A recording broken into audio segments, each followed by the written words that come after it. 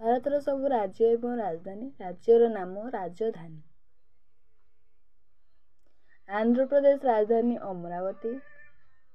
ଅରୁଣାଚଳ ପ୍ରଦେଶ ରାଜଧାନୀ ଇଟାନଗର। ଆସାମର ରାଜଧାନୀ ଦିସପୁର। ବିହାର ରାଜଧାନୀ ପାଟନା। ଛତିଶଗଡ଼ ରାଜଧାନୀ ରାୟପୁର। ଗୋଆ ରାଜଧାନୀ ପାଣଜି। ଗୁଜରାଟ ରାଜଧାନୀ ଗାନ୍ଧୀନଗର। ହରିୟାଣା ରାଜଧାନୀ ଚଣ୍ଡିଗଡ଼।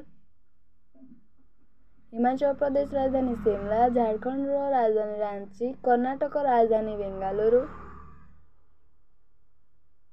କେରଳ ରାଜଧାନୀ ତିରୁବନନ୍ତପୁରମ୍। ମଧ୍ୟପ୍ରଦେଶ ରାଜଧାନୀ ଭୋପାଳ। ମହାରାଷ୍ଟ୍ର ରାଜଧାନୀ ମୁମ୍ବାଇ। ମଣିପୁର ଇମ୍ଫାଲ। ମେଘାଳୟ ରାଜଧାନୀ ଶିଲଂ।